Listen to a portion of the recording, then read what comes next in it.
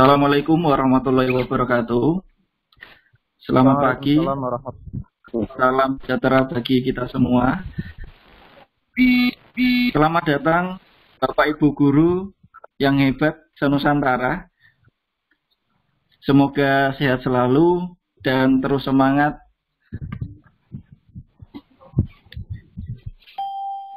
Yang pertama, yang kami hormati Kepala Balai Bahasa Jawa Tengah, Bapak Dr. Tirto Suwondo MHum. Yang kami hormati Ketua Umum Guru Mengajar untuk Nusantara, Bapak Sri Wahono SPD. Yang kami hormati Instruktur Diklat Daring Gumun Slamet Riyadi, Ibu Ari Widayani MPD. Alhamdulillah pada pagi hari ini kita dapat melaksanakan vikon dari Bapak Agus Purwo Aditya SPD dari SD Negeri 1 Bakulan yang akan menyampaikan materi tentang sumber daya alam, yakni materi kelas 4 sekolah dasar. Baik, untuk memulai acara pada pagi hari ini, mungkin kita mulai terlebih dahulu dengan membaca basmalah bersama, dan untuk Bapak Ibu yang beragama lain dapat menyesuaikan. Bismillahirrahmanirrahim.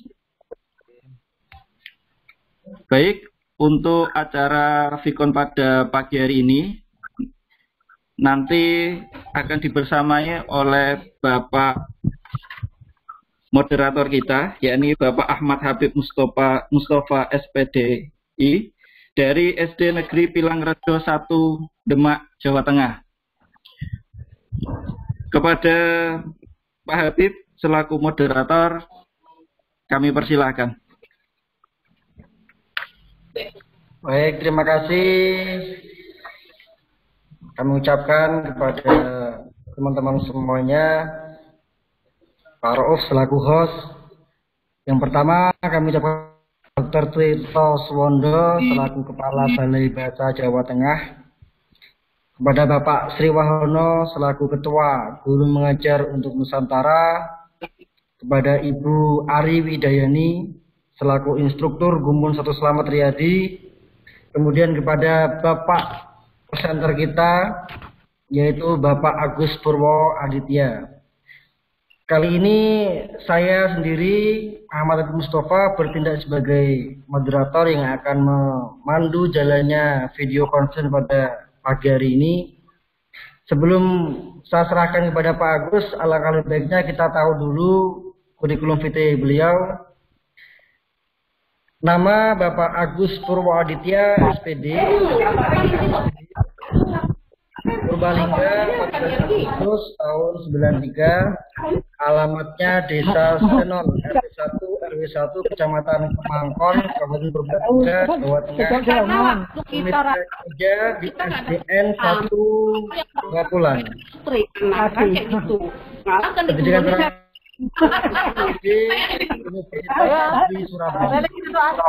Karena kan nggak boleh sama boleh murid untuk apa? Programnya kita nggak beli programnya kan lupa. Dia akan membuat saluran untuk kita dengan komite itu Pak. Di STV Jawa JN 1 2016 JN pengalaman organisasinya pernah menjabat sebagai sekretaris NEPSA, anggota pramuka di Purbalingga. Moto hidupnya ini yang akan disampaikan oleh Bapak Agus.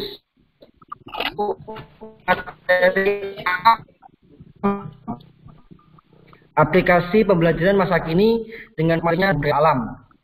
Untuk lebih jelasnya, waktu kami perserahkan pada Bapak Agus.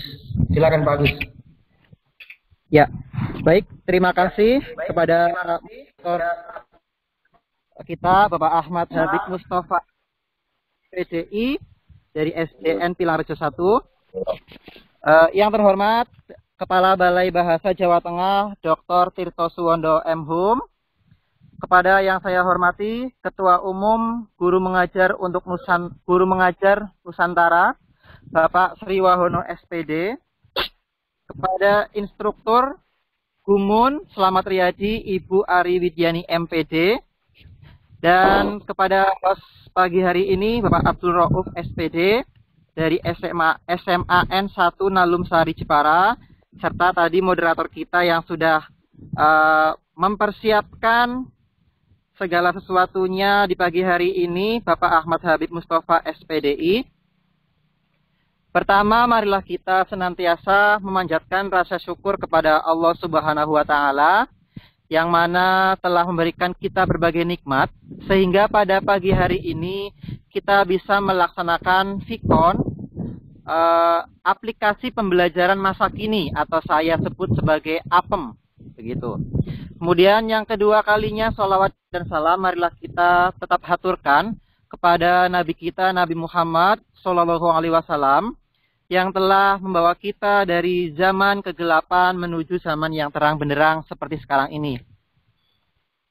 Baiklah, Bapak Ibu guru hebat yang saya hormati, seperti yang sudah disampaikan oleh Bapak moderator kita tadi, saya Agus Purwo Aditya berasal dari Purbalingga. Saya lahir di Purbalingga tahun 93. Sekarang unit kerjanya di SD Negeri 1 Bakulan Purbalingga. Untuk pengalaman mengajar saya belum banyak nih Bapak Ibu. Saya lulus tahun 2015. Kemudian saya mengikuti program SM3T di Papua, di Membramo Tengah. Dan kemudian setelah itu tahun 2016 hingga 2017 saya menempuh PPG atau Pendidikan Profesi Guru di Universitas Negeri Manado, Sulawesi.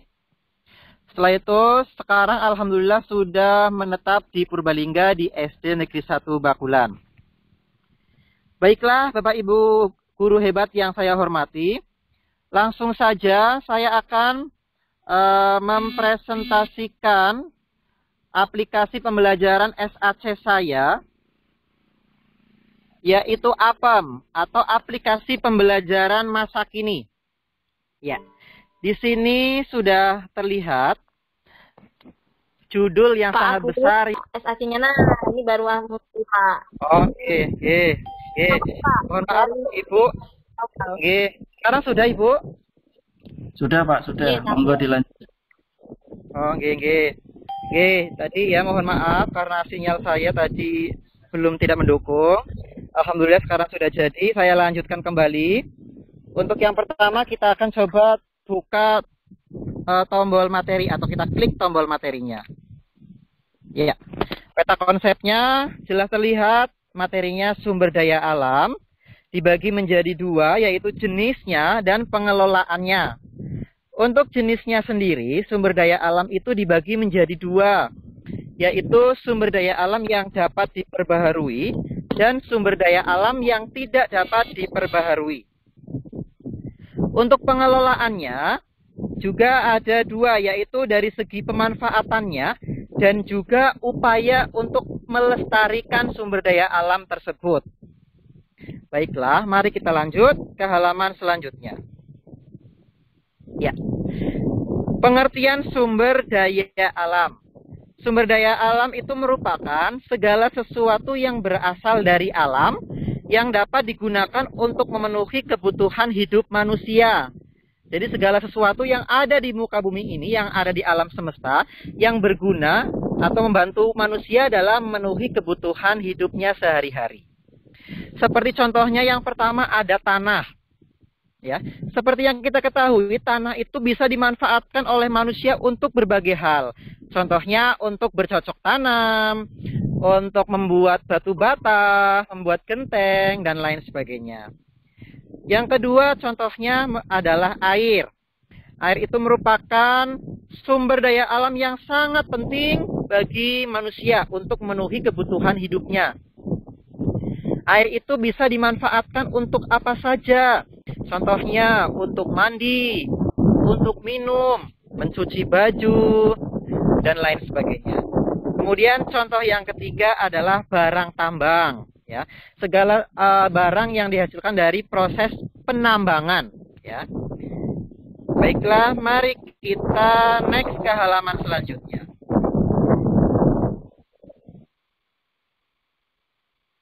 Sumber daya alam yang dapat diperbaharui. Kita sudah masuk ke jenis sumber daya alam yang pertama, yaitu sumber daya alam yang dapat diperbaharui. Apa itu? Nah, sumber daya alam yang dapat diperbaharui itu adalah sumber daya alam yang dapat dipulihkan kembali atau dapat diperbaharui dengan cara membudidayakan atau menjaga kelestariannya. Atau dalam kata lebih singkatnya, yaitu sumber daya alam yang dapat diperbaharui itu adalah sumber daya alam yang tidak bisa habis, ya, atau bisa dipulihkan kembali. Contohnya ada tumbuhan. Tumbuhan itu bisa berkembang ya, tumbuh kembali, berbunga, berbuah, dan ada bijinya untuk proses perkembangan. Atau yang kedua ada hewan juga merupakan sumber daya alam yang dapat diperbaharui. Kenapa? Karena hewan juga berkembang biak, beranak, bertelur, ya. Kemudian yang ketiga ada air. Air merupakan sumber daya alam yang dapat diperbaharui. Mengapa? Karena air mempunyai siklus atau daur air atau siklus air. Ya, mula-mula air itu air dalam laut menguap karena terkena panas cahaya matahari. Kemudian menjadi awan. Setelah awannya terlalu berat, akan turun sebagai air hujan. Air hujan diserap oleh tanah, kemudian dari tanah itu akan mengalir dan kembali lagi ke laut. Begitu seterusnya. Jadi air itu merupakan sumber daya alam yang tidak bisa habis atau yang dapat diperbaharui. Contoh yang keempat ada tanah. Tanah juga demikian, merupakan contoh dari sumber daya alam yang dapat diperbaharui atau tidak bisa habis. Selanjutnya, sumber daya alam yang tidak dapat diperbaharui. Merupakan sumber daya alam yang tidak dapat dipulihkan kembali. Ya, berarti ini bisa habis ini. Atau kita tidak dapat membuat atau membudidayakan jika habis. Kalau sudah habis, sudah. Berarti tidak ada lagi. Beda dengan tumbuhan. Kalau dia sudah ditebang, ada bijinya, bisa kita tanam lagi, dan seterusnya, ya. Maka dalam penggunaan atau pengelolaannya perlu sehemat mungkin. Ya, perlu sehemat mungkin karena kalau sudah habis tidak akan bisa dipulihkan kembali. Di sini contohnya adalah barang-barang tambang seperti minyak bumi. Minyak bumi yang kita dapat diolah dapat diolah menjadi bensin, solar, dan lain sebagainya itu, ya. Itu tidak dapat diperbaharui. Jadi ketika minyak bumi sudah habis, ya sudah tidak ada lagi minyak bumi. Kemudian contoh selanjutnya adalah emas. Emas ini juga merupakan contoh sumber daya alam yang tidak dapat diperbaharui. Kemudian ada logam, yang kita tahu logam mudahnya adalah alat atau bahan yang digunakan. Contohnya itu uang logam. Uang logam itu terbuat dari logam. Kemudian ada timah. Ya. Selanjutnya, nah, pemanfaatan sumber daya alam. Ya. Tadi dari pengertiannya sudah sangat jelas bahwa sumber daya alam itu adalah segala kekayaan alam yang dapat dimanfaatkan oleh manusia. Berarti itu bermanfaat. Sekarang manfaatnya seperti apa? Dapat dimanfaatkan untuk apa? Ini dia contohnya. Yang pertama, pengolahan padi menjadi beras. Ya. Padi merupakan sumber daya alam yang dapat diperbaharui. Karena padi merupakan jenis tumbuhan. Diolah untuk apa? Dimanfaatkan untuk apa? Padi ini diolah menjadi beras, ya, dan beras ini dipakai oleh manusia untuk memenuhi kebutuhan primer, untuk makan sehari-hari, sehingga manusia dapat bertahan hidup. Ya. Yang kedua contohnya adalah pengolahan kayu menjadi kertas. Kayu berasal dari tumbuhan juga, berarti merupakan sumber daya alam yang dapat diperbaharui. diolah menjadi kertas. Kertas ini dimanfaatkan oleh manusia dalam kehidupan sehari-hari. Misalnya oleh anak sekolah sebagai alat tulis, buku ya, menulis, membuat amplop, dan lain sebagainya. Yang ketiga adalah pengolahan kapas menjadi kain atau pakaian. Kapas juga dari tumbuhan kapas, berarti dia merupakan sumber daya alam yang dapat diperbaharui. Dibuat menjadi kain atau pakaian, berarti dipakai oleh manusia, dimanfaatkan oleh manusia untuk memenuhi kebutuhan primernya, yaitu sandang untuk membuat pakaian, begitu. Ternyata dari tadi contoh-contoh 3 ini merupakan sumber daya alam yang dapat diperbaharui semua. Lah, bagaimana jika sumber daya alam yang tidak dapat diperbaharui? Apa saja manfaatnya? Baik, Bapak Ibu guru hebat. Contoh sumber daya alam yang tidak dapat diperbaharui adalah tadi, minyak bumi. Minyak bumi itu dimanfaatkan atau diolah menjadi bensin. Bensin dimanfaatkan oleh manusia sebagai bahan bakar. Dalam era sekarang, bahan bakar merupakan sesuatu yang sangat penting. Dimanfaatkan oleh manusia. Contohnya untuk bahan bakar sepeda motor, mobil, atau peralatan besar lainnya, mesin lainnya ya. Begitu pemanfaatan sumber daya alam. Selanjutnya, upaya pelestarian sumber daya alam. Seperti yang kita ketahui Bapak Ibu, sumber daya alam itu ada yang bisa dipulihkan dan juga ada yang tidak bisa dipulihkan atau bisa habis. Tetapi entah itu yang bisa diperbaharui atau tidak, kita tetap harus melestarikannya supaya tetap terjaga keberadaannya. Yang pertama di situ kita bisa melihat ada gambar orang sedang menanam pohon atau melakukan reboisasi, penanaman kembali hutan yang gundul. Kenapa sih hutan itu harus direboisasi atau harus melakukan reboisasi? Padahal kan tanaman merupakan sumber daya alam yang tidak bisa habis atau dapat diperbaharui. Karena zaman sekarang ini sudah banyak tumbuhan yang keberadaannya sudah mulai langka atau sekarang menjadi tumbuhan yang dilindungi oleh pemerintah karena keberadaannya hampir habis. Oleh karena itu, penting sekali untuk melakukan reboisasi pada hutan gundul atau lahan kosong. Selain itu juga, ketika hutan gundul, maka jumlah oksigen dalam dunia ini, dalam muka bumi ini semakin sedikit, Pak Ibu. Padahal jumlah manusia semakin banyak. Yang kedua adalah melakukan tebang pilih. Di situ gambarnya adalah orang sedang mengukur lingkar pohon. Kenapa? Ya, melakukan tebang pilih berarti artinya apa? Kita melakukan penebangan pada hutan dengan memilah-milah. Mana kayu yang sudah siap tebang dan mana kayu yang masih belum. Ketika kita menebang kayu, otomatis kita harus melakukan juga penanaman kembali supaya tetap terjaga kelestariannya.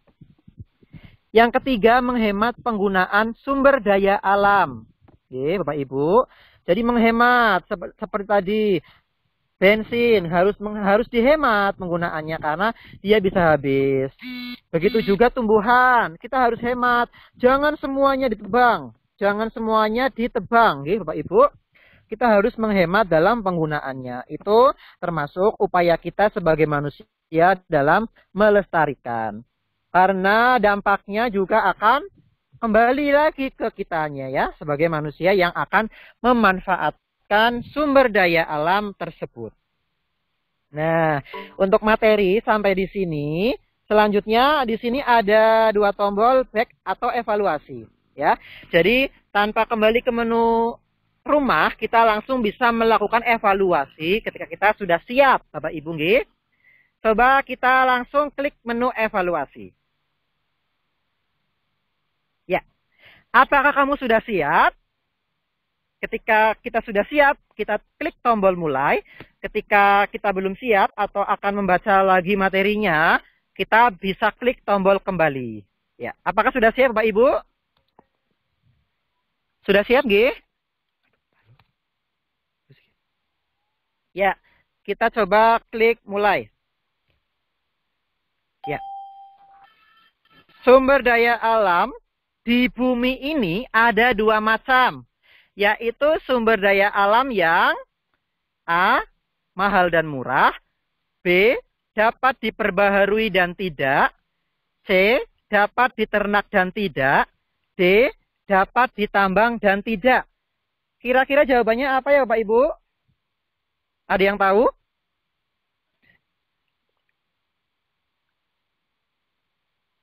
Halo B, Bapak Pak. Ibu? Yang B, Yang Pak. mana? Coba. Kayaknya. Yang B? Pak. Ya. Oh ya, coba ya. Kita coba klik yang B. Dapat diperbaharui dan tidak. Apakah betul? Ya, jawabannya benar. Berarti poin 20 untuk soal nomor 1. Sekarang soal nomor 2. Hewan dan tumbuhan adalah contoh sumber daya alam yang A. bisa didapatkan dengan mudah, B. dapat diperbaharui, C. dapat dimusnahkan, D. akan cepat habis. Ayo jawabannya apa? Yang bisa menjawab silahkan. Ayo yang bisa menjawab, kira-kira jawabannya apa? B kayaknya, Pak. Kayaknya B. Coba ya. Coba kita klik B. Ya, benar. Berarti poin 40. Sekarang soal nomor 3. Berikut ini adalah hewan yang dapat dibudidayakan di tambak. Tambak A, singa dan gajah. Yang mana, Pak? D. lele dan bandeng. Yang mana? B, Pak. Yang D. Coba ya. Lele. Coba. Apakah benar yang D? Lele dan bandeng.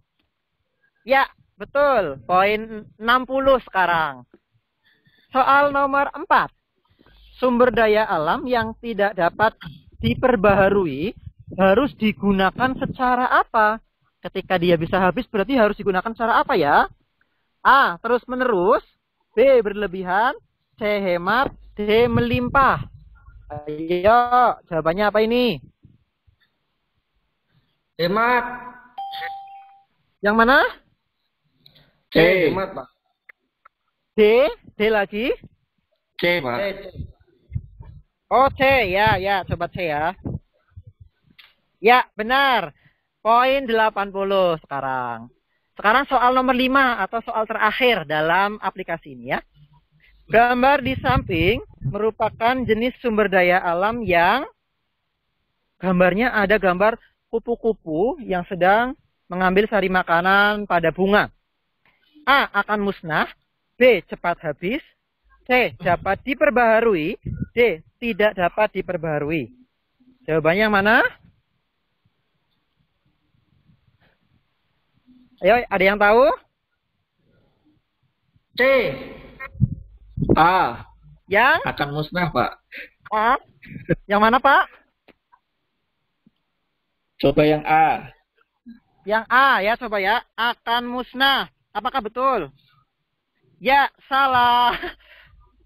Jawabannya salah tadi nomor 5. Berarti skornya adalah 80 karena menjawab 4 betul dan 1 salah. Baik, di sini di halaman skor ada 2 tombol, home dan coba lagi. Ketika coba lagi berarti kita akan memulai dari soal nomor 1. Tapi ketika kita klik tombol home, maka kita akan kembali ke menu halaman rumah. Sekarang coba kita akan klik tombol coba lagi. Ya. Nah, Bapak Ibu, ketika kita klik tombol coba lagi akan kembali ke menu evaluasi, ya. Berarti kita akan mengulang soal demi soal yang tadi sudah kita kerjakan. Tapi kalau kita klik tombol home, berarti kita akan kembali ke menu rumah. Sekarang kita coba kembali. Ya. Baiklah, Bapak Ibu. Sekarang tinggal tombol yang terakhir yaitu developer. Coba sekarang kita buka.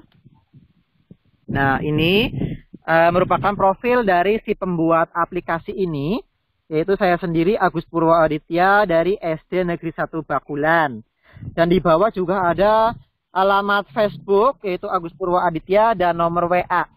Jadi ketika ada yang ingin menghubungi pihak si pembuat aplikasi, bisa dilihat pada menu developer pada aplikasi Apem ini. Oke, Bapak Ibu yang saya hormati. Baiklah, mungkin itu presentasi dari saya terkait aplikasi Apem atau aplikasi pembelajaran masa kini. Sekedar tambahan dari saya. Jadi ketika saya membuat aplikasi ini, kebanyakan dari halaman per halaman itu, saya hanya membubuhkan gambar. Jadi saya sudah mendesain dulu gambar atau halamannya pada aplikasi pembantu yang lain, yaitu aplikasi Photoshop. Jadi kita bisa sesuka hati mendesain di sana. Jadi ketika kita membuat aplikasi SAC ini, kita tinggal insert dan juga memasukkan gambar yang sudah kita desain, Bapak Ibu. Jadi keuntungannya yang pertama tentu saja kalau menurut saya kita akan menghasilkan SAC dengan hasil yang lebih menarik. Karena kita bisa sesuka hati mendesain halaman demi halaman pada SAC yang akan kita buat. Yang kedua, kita akan lebih cepat Bapak Ibu dalam buat aplikasi SAC ini. Karena hanya perlu apa? Hanya perlu insert gambar, kemudian di full screen atau diperlebar gambarnya sesuai dengan ukuran halaman di SAC ini. Dan keuntungan yang ketiga, kita hanya perlu membubuhkan tombol hotspot saja untuk gambar menu yang kita inginkan. Dan yang keempat, keuntungannya, aplikasi yang kita hasilkan akan lebih kecil memorinya atau besar memorinya. Jadi ketika Bapak Ibu guru atau peserta didik akan menginstal aplikasi ini, akan jauh lebih mudah karena hasil dari aplikasi ini cukup kecil atau relatif kecil. Karena apa? Karena tadi dalam pembuatannya hanya membubuhkan gambar-gambar saja yang sudah kita desain di aplikasi pembantu lainnya. Ya, jadi aplikasi utamanya tetap SAC atau Smart APPS Creator. Begitu Bapak Ibu, mungkin dari saya cukup sekian. Saya serahkan lagi kepada Bapak Habib selaku moderator. Baik Bapak, terima kasih. Baik, luar biasa Pak Agus, presentasinya sangat menarik. SAC-nya pun juga interaktif. Baik, setelah dijelaskan secara gamblang tadi oleh Pak Agus mengenai sumber daya alam, sekarang kita buka termin pertanyaan ya. Kita buka 2 termin. Setiap termin berisi 2 penanya. Monggo, termin pertama 2 penanya silakan. Yang mau tanya bisa chat di kolom chat. Silakan.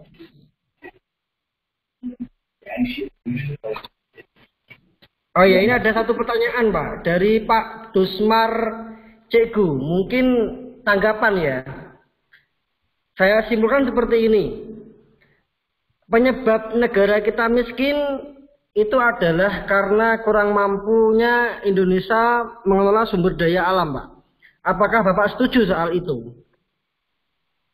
Itu yang pertama, monggo. Langsung dijawab aja Pak Agus. Mohon maaf Bapak, suaranya putus-putus. Kurang jelas Halo. Bapak. Halo Pak Agus. Dengar? Gih. Pak Agus dengar? Mohon maaf Bapak. Oh, pertanyaan dari Bu Ari yang ada di chat. Ya. Gih, mohon maaf Bapak karena tadi suara dari Bapak kurang jelas. Saya coba menjawab Gih Pak. Pertanyaan dari Bu Ari. Optimalisasi. Oh, dari Pak Dusmar, mohon maaf. Optimalisasi sumber daya alam dapat berupa pemanfaatan sumber daya alam dengan cara apa ya Pak Guru? Oh ya, optimalisasi ya. Optimalisasi sumber daya alam. Berarti kan kita memanfaatkan sumber daya alam yang ada secara optimal. Artinya optimal tentu saja berbeda dengan mengeksploitasi ya Bapak Ibu ya. Jadi optimal itu berarti kita dapat memanfaatkan semaksimal mungkin, tetapi dengan tetap memperhatikan keberadaan atau kelestarian dari sumber daya itu.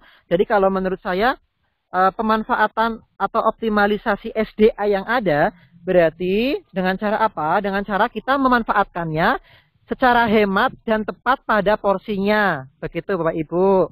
Jadi contohnya tadi, ketika kita menebang satu pohon, maka kita harus bertanggung jawab atau kita harus menanam satu pohon juga karena kita sudah menghilangkan satu pohon. Begitu Bapak. Kalau menurut saya seperti itu.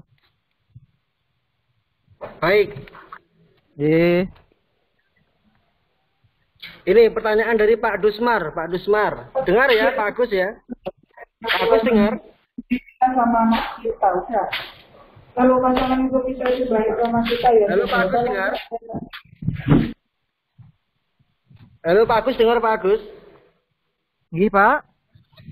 Nah pertanyaan dari Pak Dusmar itu, apakah negara kita ini miskin dikarenakan salah atau kurang mampu dalam mengelola sumber daya alam, Pak?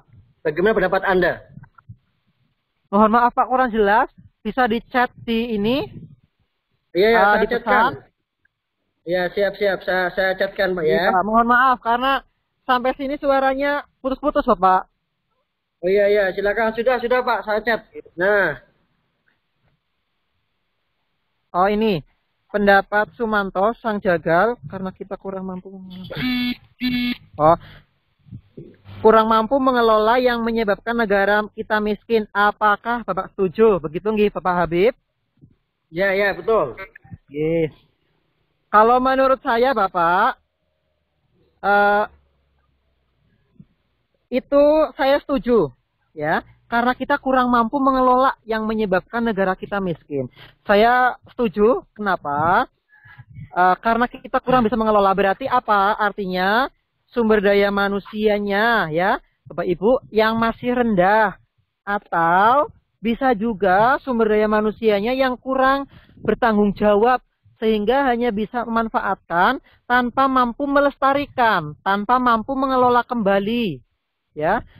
Apa yang sudah ada di alam kita ini merupakan anugerah dari Tuhan.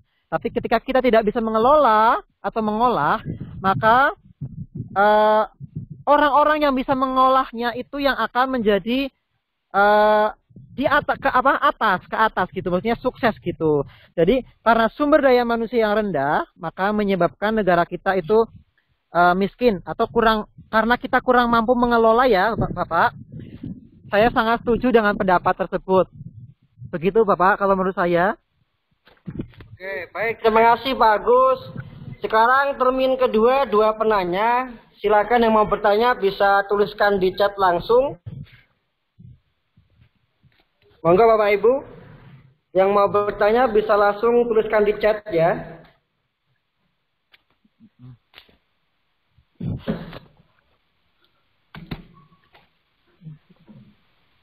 Baik. Nggak ada lagi yang tanya? Jika Sepertinya sudah, tidak, Pak. Ya, jika sudah nggak ada lagi yang tanya, monggo Pak Agus bisa menyimpulkan, Pak. Silakan. Pak, terima kasih. Dari saya mungkin cukup sekian untuk Sikon pada pagi hari ini.